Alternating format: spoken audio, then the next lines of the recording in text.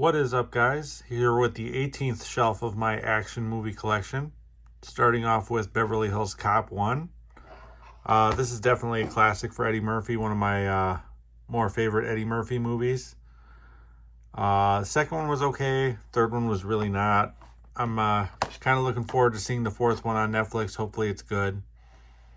I mean, leave your comments down below. I'd like to hear what you think if the fourth Beverly Hills Cop is going to be any good or not.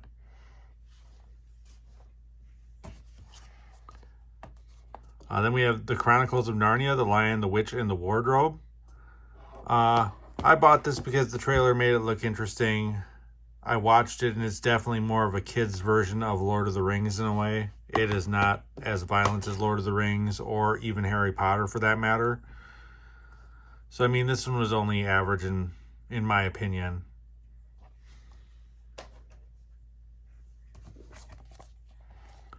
Then we have Harry Potter and the Prisoner of Azkaban. Not a big fan of the Harry Potter movies, at least as far as the later ones go. This one was still pretty good. This was before it started to take a turn for me. So at this point it was still watchable, but still only average for me.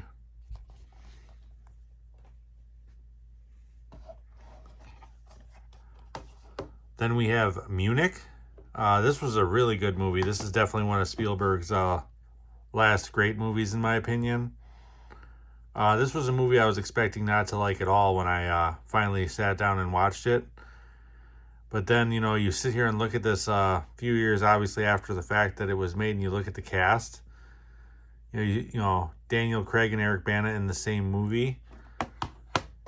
You know, so I mean, definitely worth checking out if you haven't seen it before. I'm sure this is probably on a streaming service somewhere.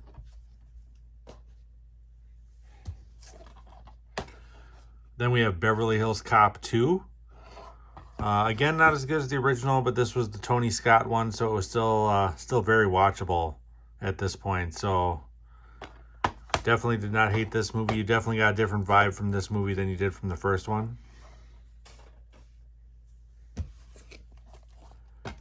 Then we have The Chronicles of Narnia, Prince Caspian.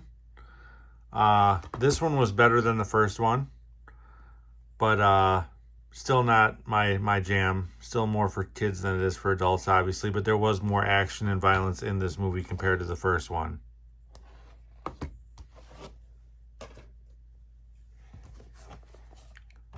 Then we have Harry Potter and the Goblet of Fire. This was the last Harry Potter movie that I actually enjoyed watching. You know, and again, it's only average. It's not like it's one of the best movies of all time in my book, but this was one of the last really good ones that I watched out of these. After this, they just went downhill, and they went downhill quick.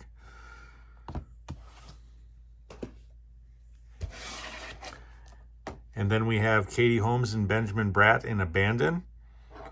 This one was okay. It wasn't great, but it wasn't horrible either. Benjamin Bratt, you know, still kind of early on as far as being able to carry a movie on his own. Katie Holmes, same thing. So there wasn't a lot of really good things going on here, but there was the cast. If you look at them now, they all went on to do some pretty amazing things. I mean, it's worth checking out if it's you're just looking for something that you haven't seen before. But that will do it for this shelf. If you like content like this, please like and subscribe. Your support is much appreciated. I'm also over on Letterboxd. The link to that is over in the profile description of this channel. Otherwise, until next time, have a good one, guys.